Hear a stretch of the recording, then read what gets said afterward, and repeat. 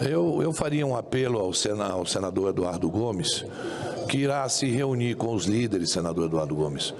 Eu fui procurado por várias categorias para discutir esse assunto e para pedir apoio em relação. Eu falei, olha, você resgatar a carreira de pessoas que estão aí atuando no Brasil afora, eu acho que é mais do que justo.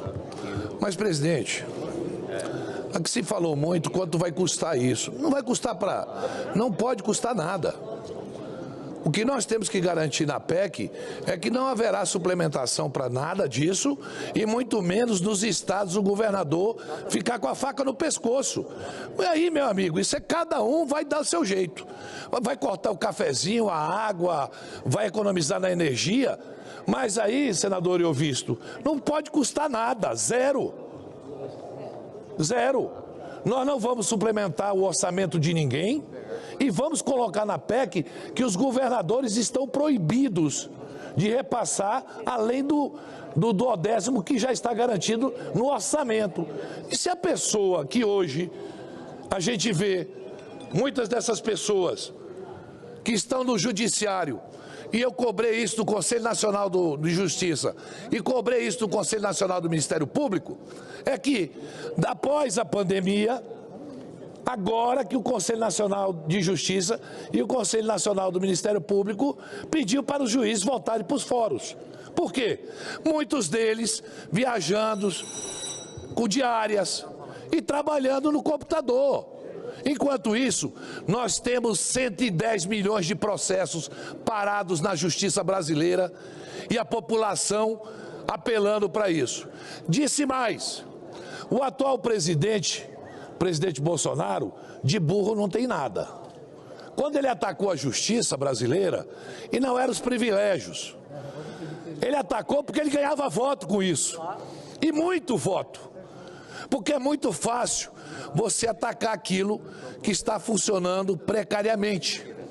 Aonde, muitas vezes, o filho de uma senhora é assassinado em um bairro, o assassino é preso e 2 dias depois ele está andando nas ruas dizendo que vai matar a mãe também se ela frescar com ele. Bem assim, é desse jeito, é o português claro.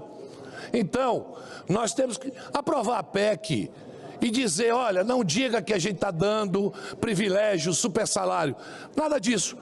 O dinheiro que eles têm é que tem que ser utilizado para isso.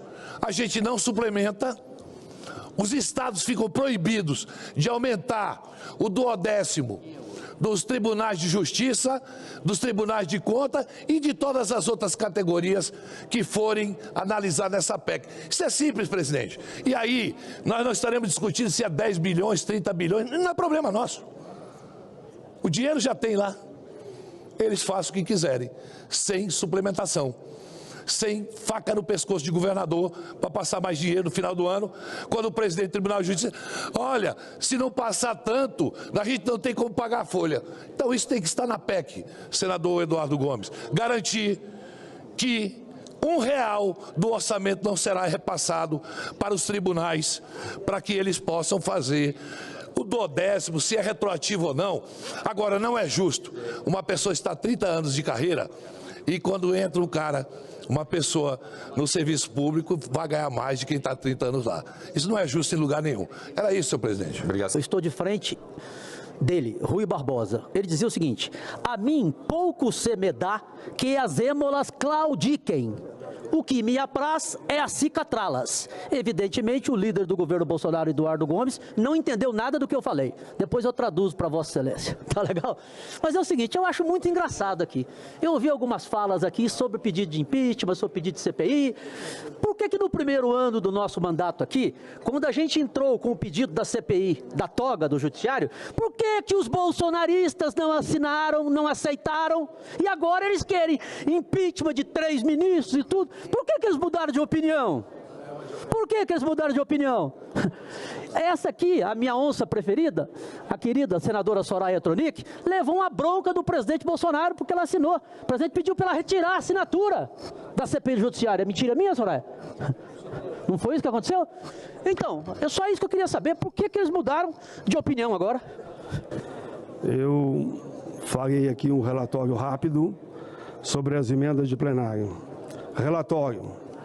Em análise das emendas 2 e 3 do plenário, oferecido ao projeto de lei da Câmara número 75, de 2014, 642/2007, do deputado Jorge Wilton, que dispõe sobre a regulamentação da profissão de instrumentador cirúrgico. Encerrada a apresentação do prazo de emendas, chega a essa casa 2 emendas apresentadas pelo senador Carlos Viana, de número 2 e número 3. A emenda 2 tem por objetivo reservar aos técnicos de enfermagem o exercício da profissão de instrumentador cirúrgico.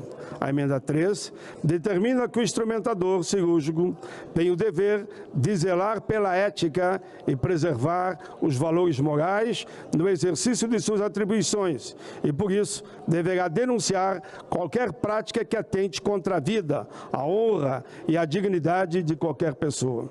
Traz ainda, em seu bojo, previsão de fiscalização de suas atividades pelo Conselho Profissional próprio a ser constituído no prazo de 1 ano.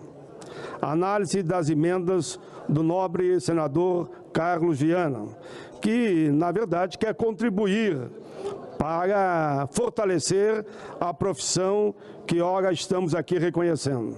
Tivemos a honra, na Comissão de Assuntos Sociais, de relatar a presente matéria. Na ocasião, enfatizamos em nosso relatório, aprovado na Comissão de Assuntos Sociais, que o projeto trata de preencher uma lacuna da legislação ao regulamentar essa profissão, que já se encontra em plena atividade dos vários profissionais da área da saúde. Além de ser fundamental na asepsia dos materiais e no auxílio dos cirurgiões, no sentido de reduzir o tempo do ato operatório e os riscos, esses trabalhadores enfrentam desafios como as cirurgias realizadas por robôs ou que se utilizam de tecnologias altamente avançadas. Contudo, isso precisa ser realizado em ambiente hospitalar, é trabalho de equipes de saúde, sem desconsiderar a necessidade de treinamentos cada vez mais complexos. Estamos tratando aqui de vidas, estamos falando aqui do ato operatório. Assim, resta evidente, pela sua importância e complexidade, que as atividades do instrumentador cirúrgico exigem do profissional uma habilitação específica que agora a lei passa a reconhecer.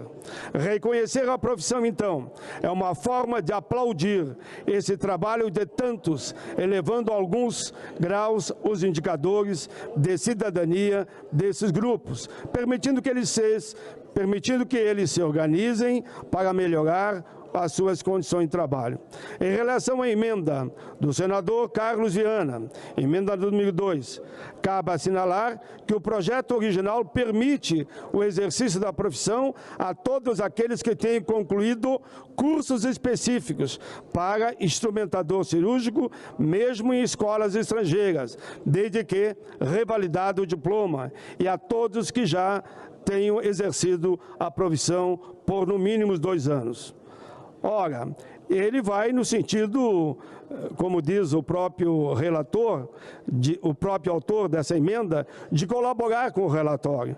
Pretende-se criar agora, infelizmente, se acatássemos todas as emendas que vieram na comissão, uma proposta que desvirtuaria a intenção do projeto, apesar da boa intenção daqueles que apresentaram emendas lá na própria comissão.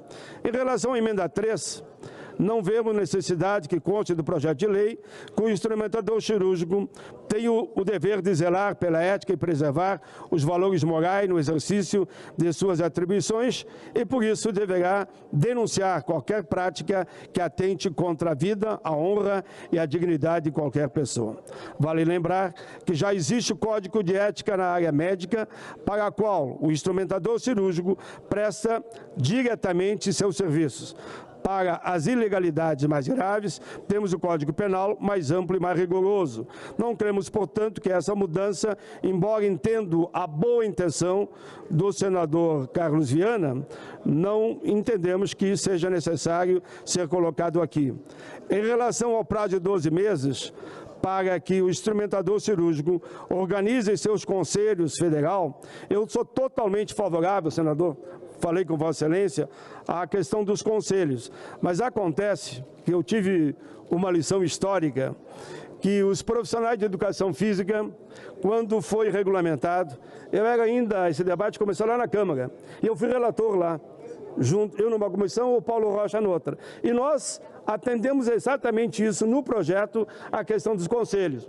Acontece que depois, eu aqui como senador, já no terceiro mandato, o Supremo Tribunal Federal diz que a questão dos conselhos só pode ser colocado em lei via iniciativa do Executivo.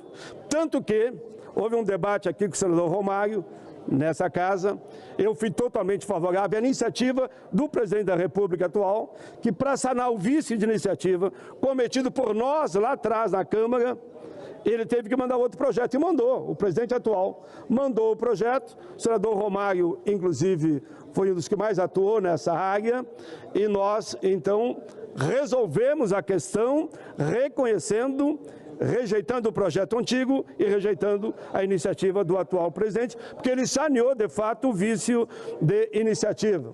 E com isso, então, hoje, o professor de educação física tem assegurado o seu conselho. Nós fizemos um bom debate aqui, Vossa Excelência participou, inclusive, mas, enfim, prevaleceu que o vício de iniciativa estava resolvido, está, então, assegurado a questão do Conselho. E só por isso, que embora nós entendemos a sua boa intenção, nas duas emendas, são recomendáveis, eu diria. Eu expliquei aqui os dois casos. Tem um outro argumento que eu vou usar, que eu não gosto de usar, que o projeto volta para a Câmara, porque toda vez que eu vim aqui, diversas vezes, eu disse, olha, pessoal, não dá para ficar aqui dizendo que o projeto volta, não dá para catar as emendas dos senadores e senadoras. Então, esse argumento, o outro, temos chegando agora, o dia 15 e 16 terminou o ano, né? E essa pessoal dessa profissão, eles estão há praticamente quase 15 anos esperando essa regulamentação. E por isso, senador Carlos Viana, eu agradeço muito a colaboração de Vossa Excelência. Eu sei que a categoria conversou com Vossa Excelência. Eu conversei também. Vossa Excelência poderia colocar destaque, mas não o fez a pedido da categoria e pela importância deles terem, enfim, a sua provisão assegurada. Então, com todo o carinho e respeito pelo senador Carlos Viana, que foi quem apresentou as duas emendas, presidente, eu não as acatei, mas expliquei aqui e falei para ele que explicaria para o projeto ser votado hoje e ir para a sanção do presidente.